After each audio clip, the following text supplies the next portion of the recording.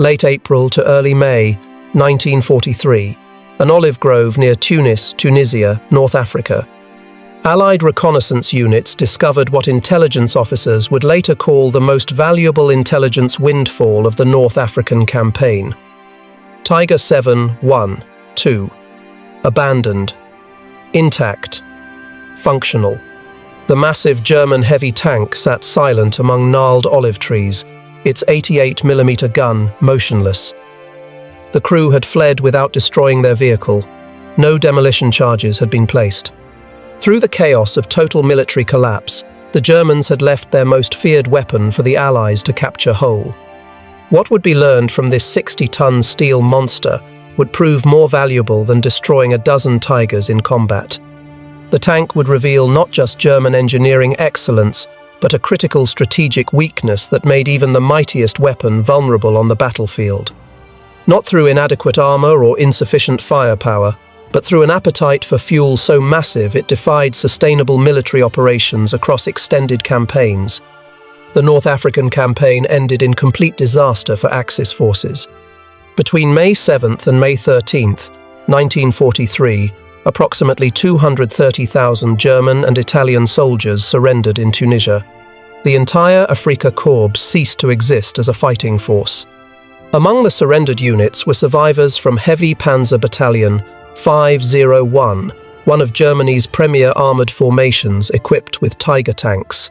Tigers had arrived in Tunisia beginning in late November 1942. 3 Tigers from Heavy Panzer Battalion 501 reached Tunis on November 23, 1942, marking the combat debut of German heavy tanks in North Africa. More Tigers arrived through December and January, eventually building battalion strength to 20 operational vehicles. The Tiger's reputation preceded its arrival in Tunisia. Soviet forces on the eastern Peiper front had encountered these behemoths in January 1943 near Leningrad. Red Army reports described vehicles that could destroy T-34 medium tanks from distances exceeding 2,000 meters. The Tigers mounted the famous 88mm gun, derived from Germany's effective anti-aircraft weapon, converted for anti-tank purposes. This gun could penetrate any Allied tank's frontal armor at ranges where return fire remained impossible. American forces first received intelligence reports about German super-heavy tanks in early February 1943 through British sources. The descriptions seemed exaggerated to soldiers accustomed to facing Panzer III and Panzer IV medium tanks. Intelligence summaries described a tank weighing over 55 tons with frontal armor 100mm thick and a main gun capable of destroying Allied tanks at distances beyond 2 kilometers. Many American tankers dismissed these reports as British exaggeration or propaganda. The reality exceeded the intelligence warnings. On February 14, 1943, German forces launched Operation Frühlingswind, striking American positions at Fide Pass in central Tunisia. Elements of 21st Panzer Division, reinforced by Tigers from Heavy Panzer Battalion 501, attacked Combat Command A of the United States 1st Armored Division. The Battle of Sidi Bou Zid on February 14th and 15th demonstrated Tiger superiority decisively. Combat Command C of 1st Armored Division counterattacked on February 15th with 52 Sherman medium tanks. German forces had positioned anti-tank guns in a classic ambush, with Tigers supporting from longer range. By the time Combat Command C withdrew, 46 of 52 Sherman tanks had been destroyed or disabled. Post-battle analysis revealed critical information about the Tiger threat. A battlefield survey conducted 3 weeks after the engagement mapped destroyed American tanks and determined what weapons had killed them. Remarkably, only 1 Sherman had been hit by an 88mm round, either from a Tiger or from towed 88mm anti-tank guns. Most American tanks fell to 50mm guns from Panzer IIIs, or 75mm guns from Panzer IVs. The survey demonstrated that Tigers were relatively few in number, but their psychological impact far exceeded their actual battlefield presence. The Battle of Kasserine Pass, beginning February 19, 1943, introduced American ground forces to large-scale combat against experienced German armor.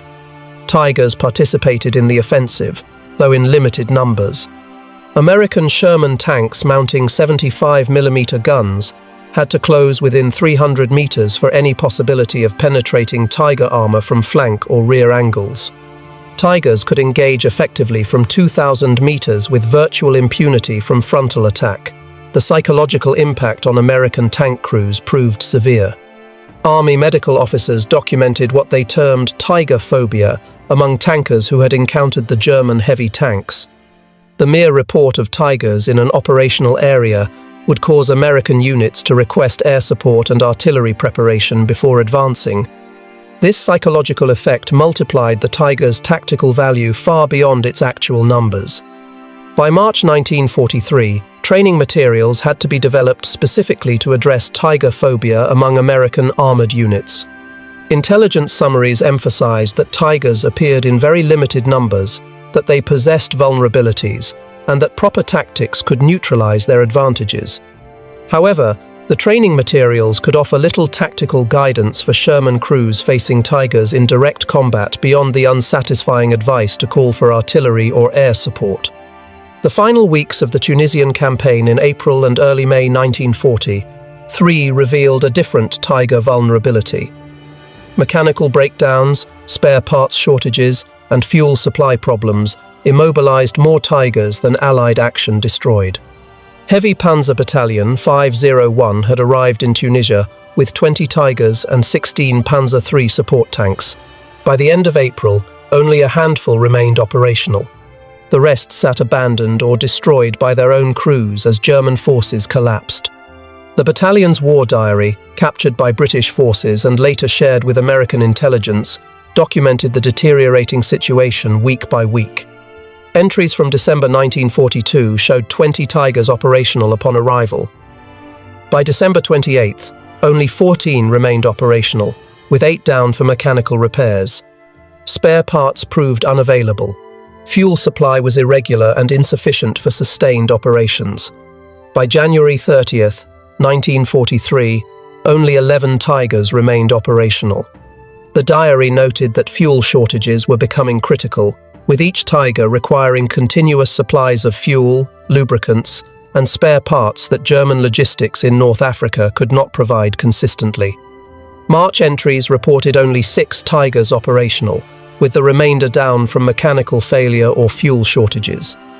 Requests for spare engines were denied, with headquarters reporting no engines available anywhere in the theatre.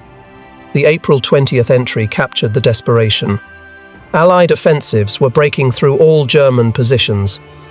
Orders came to retreat, but fuel supplies were sufficient only for limited movement. Many Tigers would have to be abandoned.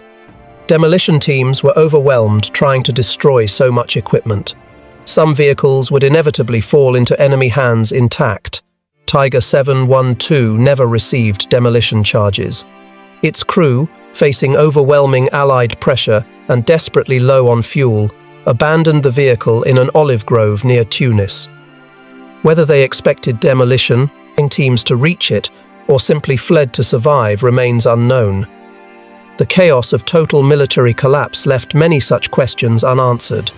Lieutenant Sewell of the 104th Tank Workshop, Royal Electrical and Mechanical Engineers, documented the discovery of Tiger 712 on June 9, 1943. His report noted the tank sat functional and intact in an olive grove alongside other abandoned German vehicles, including at least 2 other Tigers and a Panzer III. The grove appeared to have served as a field workshop, with 1 Tiger's engine covers removed. Demolition had destroyed 1 Tiger completely, but Tiger 712 remained untouched. The discovery electrified Allied intelligence communities. Colonel George B Jarrett, Chief of the Foreign Material Branch at Aberdeen Proving Ground in Maryland, received notification that American forces had secured an intact Tiger. This represented an unprecedented intelligence opportunity. For months, Allied forces had fought Tigers without fully understanding their capabilities or limitations. Now they possessed one to examine, measure, test, and analyze in complete detail. The recovery operation itself demonstrated the Tiger's extraordinary size and weight.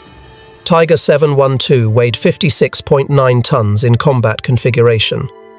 American M31 tank recovery vehicles were designed to recover 30-ton Sherman tanks. Moving the Tiger required multiple recovery vehicles working together, plus bulldozers and specialized heavy equipment. The convoy transporting Tiger 712 from the capture site to Tunis port moved primarily at night to avoid any remaining Luftwaffe attention, though by May 1943 German air power over Tunisia had effectively ceased to exist.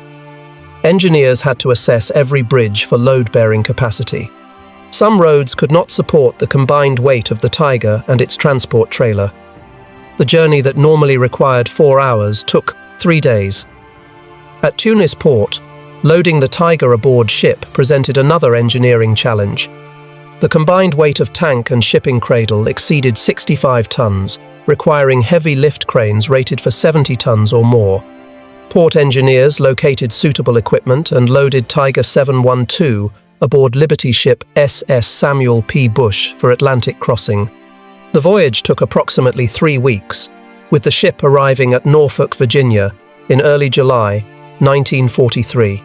From Norfolk, Tiger 712 traveled by special reinforced flatbed rail car to Aberdeen Proving Ground in Maryland, arriving in mid-July 1943.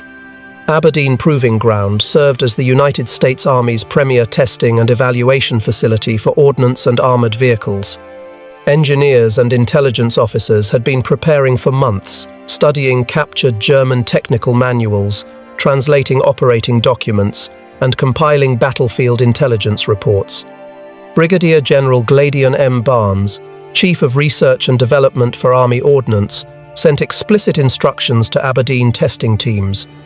The captured Tiger represented unprecedented opportunity to evaluate the most dangerous enemy tank in detail. Testing would be comprehensive, covering armor protection, armament effectiveness, mechanical reliability, mobility characteristics, and critically, logistical requirements including fuel consumption and operational range. Initial inspection revealed sophisticated German engineering. The Tiger employed interleaved road wheel arrangements with torsion bar suspension, providing superior weight distribution and cross-country performance. The Maybach-Olvar transmission featured 8 forward gears and 4 reverse gears, allowing the Tiger to move as rapidly backward as forward, a useful characteristic for tanks fighting defensively.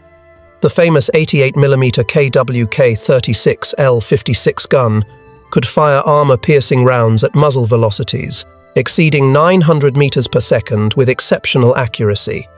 The Tiger's armor protection impressed American engineers.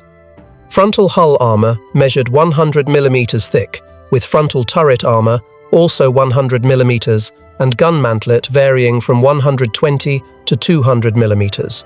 Side hull plates were 60 millimeters thick, with side superstructure armor at 80 millimeters. This armor protection made the Tiger effectively invulnerable to most Allied anti-tank weapons when engaged frontally.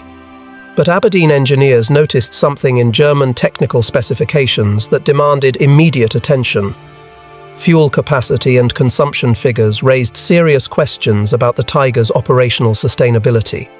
The tank carried 532 liters of fuel, approximately 140 United States gallons, in 4 fuel tanks located in the rear compartments. The Maybach HL23012 cylinder engine produced 690 horsepower, substantial power but barely adequate for the Tiger's 56.9-ton weight. German operating documents captured with the tank specified operational range of 195 kilometers on roads under ideal conditions, approximately 121 miles. Off-road range was listed as 110 kilometers, approximately 68 miles. These figures immediately concerned American engineers familiar with Sherman operational ranges. Even accounting for the Tiger's greater weight, the operational range seemed remarkably short. The testing program at Aberdeen ran from July 1943 through January 1944, 6 months of intensive evaluation covering every aspect of Tiger performance. Fuel consumption testing received highest priority because it directly affected operational capabilities. American military doctrine emphasized mobile warfare requiring armored units to operate deep in enemy territory, sometimes hundreds of miles from supply bases. A tank with limited operational range posed severe strategic limitations regardless of its tactical superiority. Tests on paved roads at steady cruising speed confirmed German specifications. Tiger 712 consumed approximately 195 litres per 100 kilometres on roads, equivalent to roughly 1.2 gallons per mile. This gave a theoretical maximum range of approximately 117 miles, with full 140-gallon fuel capacity, closely matching German claims of 121 miles. However, cross-country testing revealed dramatically worse fuel consumption. Aberdeen's rough terrain course included hills, mud, sand, water crossings, and obstacles simulating combat conditions.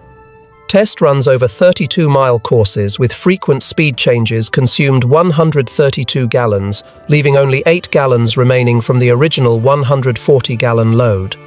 This represented fuel consumption of 4.125 gallons per mile, reducing operational range to approximately 34 miles under realistic cross-country conditions. Combat simulation tests produced even more alarming data. When test crews performed realistic combat tasks, including rapid acceleration and deceleration, frequent directional changes, turret traverse operations, extended idling periods simulating observation, and intensive radio use, fuel consumption reached 6.1 gallons per mile.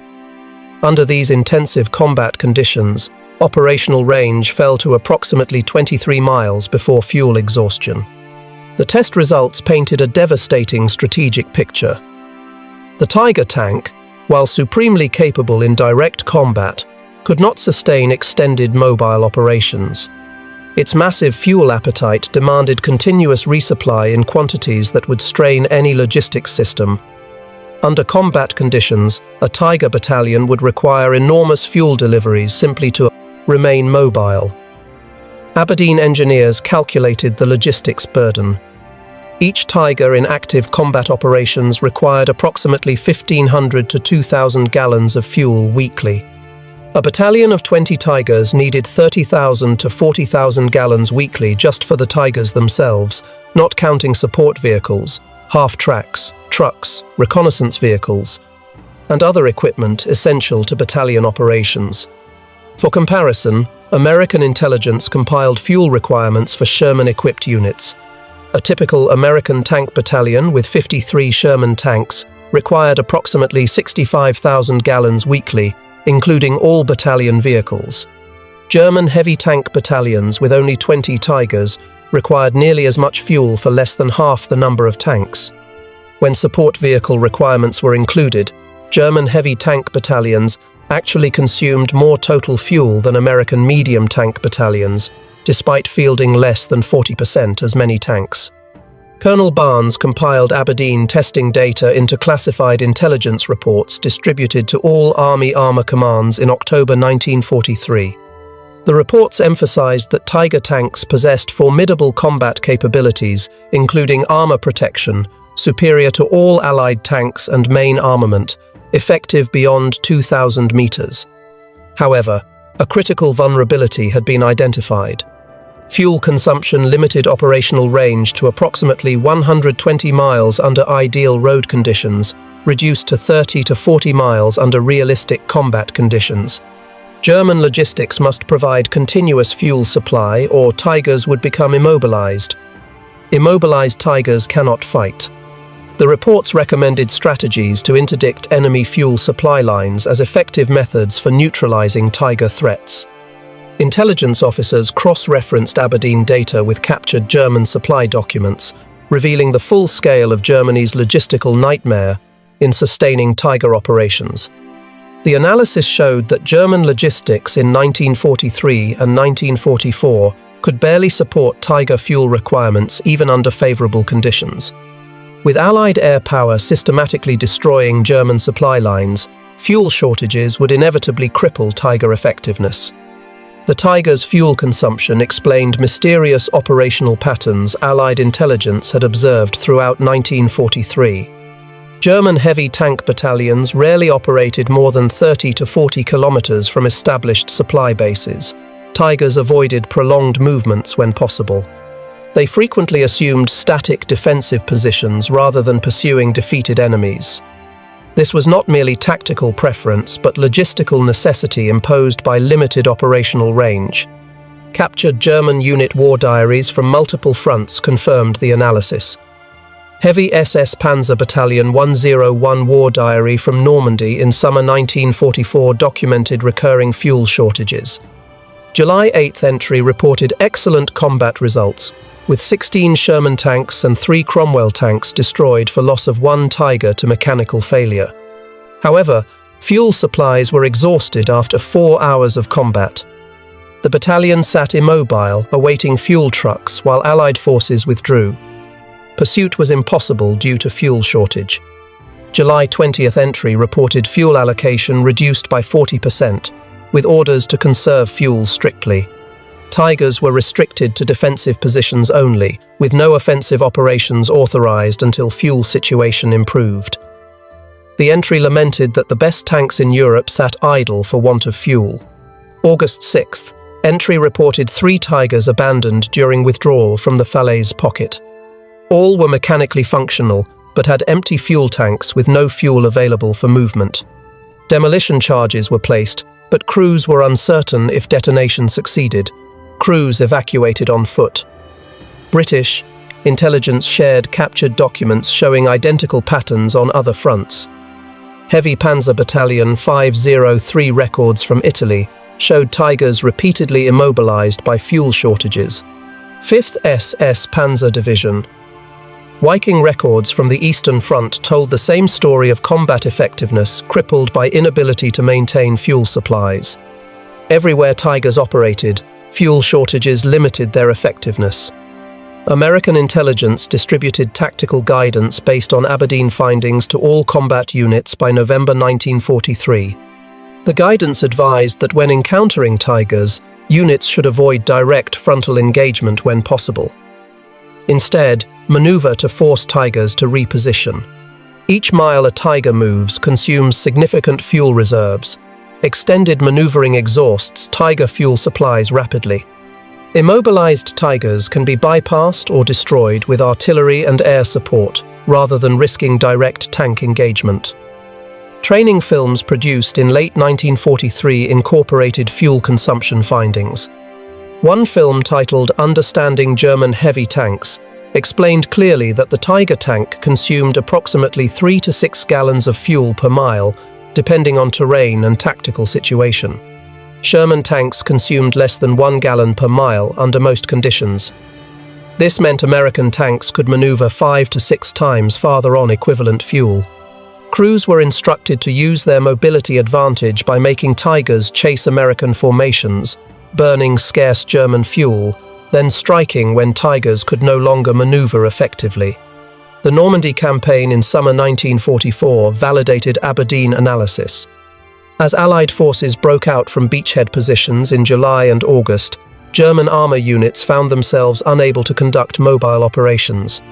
Heavy Panzer battalions equipped with Tigers and Panthers sat immobilized not from battle damage but from empty fuel tanks.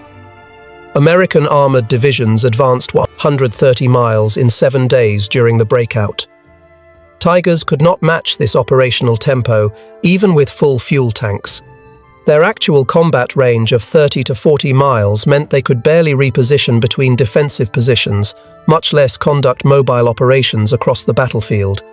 The liberation of France in August and September 1944 provided overwhelming physical evidence of Tiger fuel problems. Reconnaissance units found dozens of abandoned Tigers and Panthers along German retreat routes. Most showed no significant battle damage. All had empty fuel tanks. German crews had destroyed what vehicles they could, but often lacked even the fuel necessary to conduct proper demolitions. Operational tanks were simply abandoned when fuel ran out. The Ardennes Offensive in December 1944 exposed the fuel crisis catastrophically. German forces launched their last Great Western Offensive with strict fuel rationing. Each panzer division received fuel calculated for approximately 150 kilometers movement, with operational plans assuming capture of Allied fuel dumps for resupply. The plan failed completely. American forces held or destroyed fuel dumps, and German armor immobilized across Belgium as fuel ran out. Kampfgruppe Peiper, spearhead of 6th Panzer Army Offensive, advanced 60 kilometers before fuel exhaustion stopped all movement.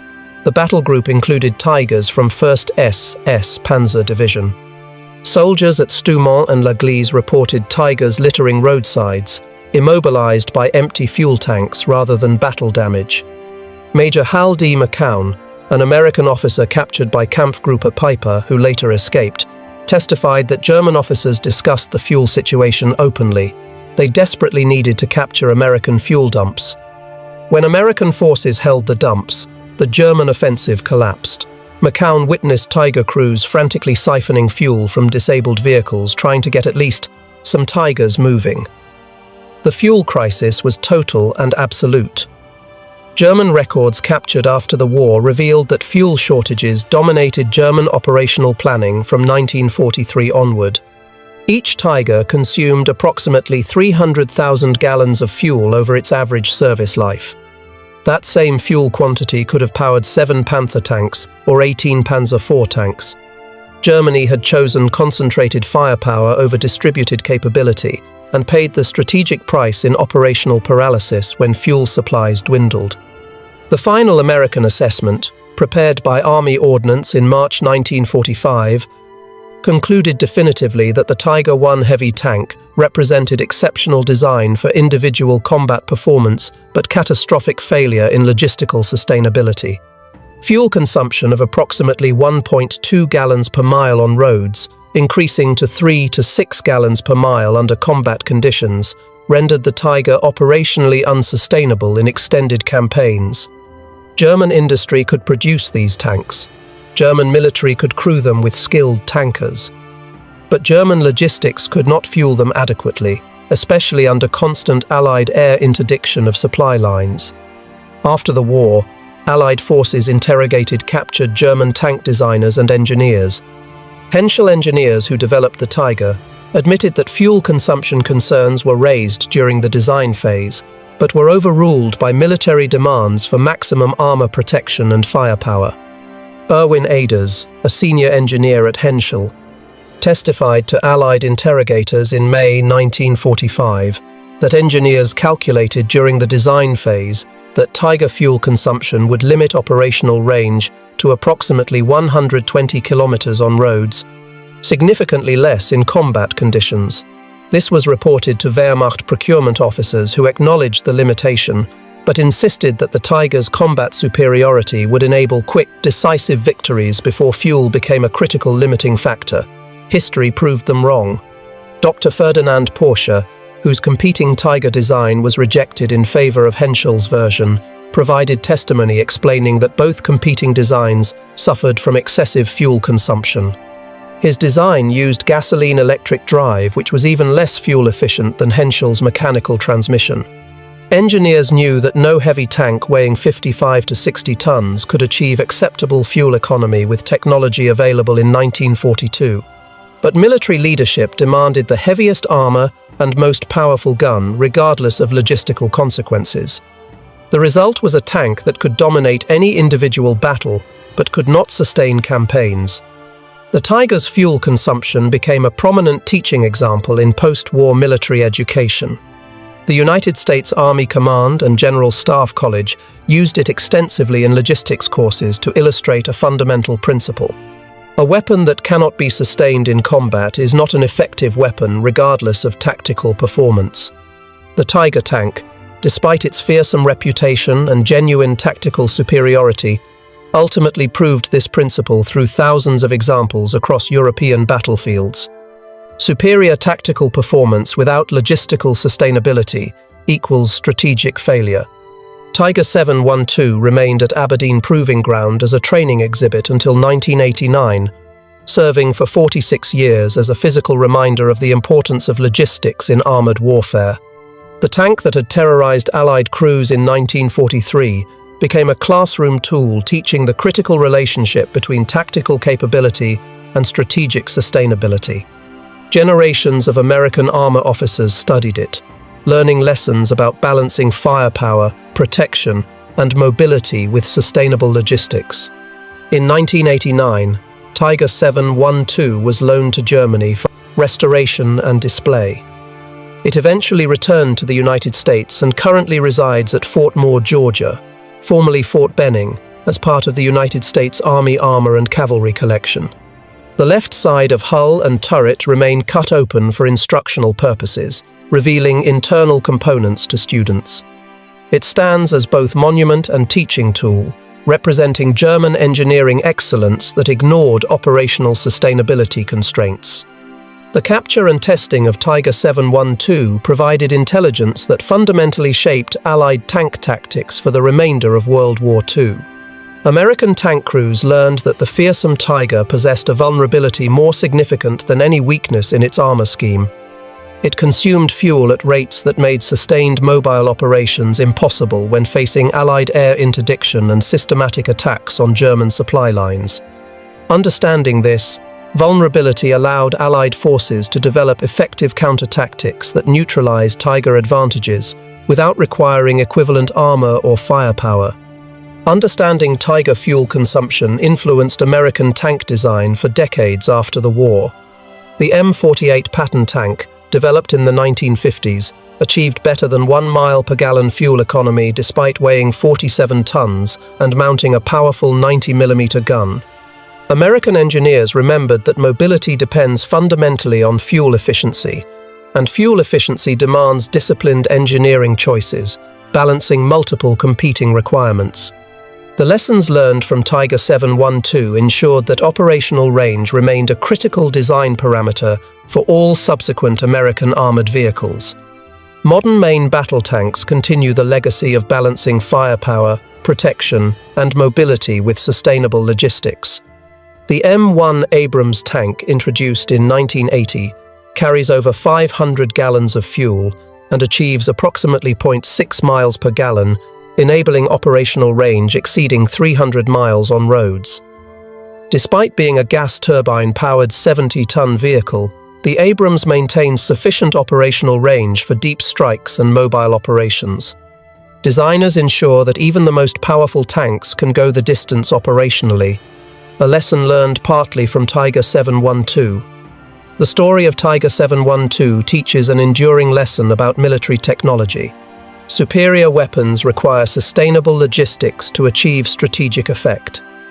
The most powerful tank in the world becomes useless when immobilized waiting for fuel trucks that never arrive. German engineering created a tactical masterpiece in the Tiger.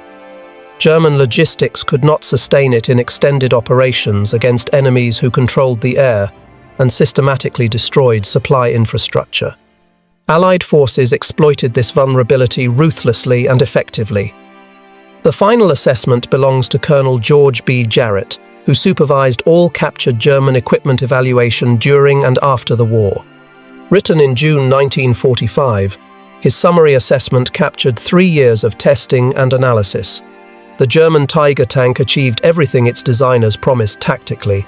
It provided superior armor protection, devastating firepower at long range, and excellent crew protection. But it failed strategically because it violated a fundamental military principle. Any weapon system must be sustainable in extended combat operations. The Tiger's fuel consumption, mechanical complexity, and extraordinary logistical demands made it ultimately unsustainable in prolonged warfare. Germany built an army around weapons it could not adequately support logistically. The Tiger exemplifies this failure perfectly. Brilliant tactical capability cannot overcome inadequate strategic logistics. The Tiger proved this truth in thousands of burning and abandoned hulks scattered across Europe from Tunisia to Berlin. Tiger 712 sits today in climate-controlled storage at Fort Moore, Georgia. Its 88mm gun remains silent forever. The Maybach engine that consumed fuel so voraciously will never run again. But the lessons it taught continue resonating through every armor school, every logistics course, every staff college studying modern mechanized warfare. The principles are timeless and universal. The tank that terrorized Allied crews in 1943 became the teacher that shaped modern armored doctrine, not through its considerable strengths, but through its greatest weakness. The Tiger could dominate any single battlefield through superior firepower and protection, but it could not reach distant battlefields, could not sustain extended operations far from supply bases, and could not survive the systematic fuel starvation that Allied air power and logistics targeting inflicted on German forces. A tank that travels only 120 miles on a full tank of fuel under ideal conditions, reduced to 30 miles under combat conditions, cannot win wars spanning entire continents. Germany learned this lesson through thousands of abandoned Tigers from North Africa to Normandy to the Ardennes to Berlin. America learned it through systematic testing of Tiger 712 and built an armored force that prioritized operational sustainability alongside combat capability. In mechanized warfare, the side that can sustain operations across distance and time wins. The Tiger forgot that fundamental rule. History never forgave the oversight.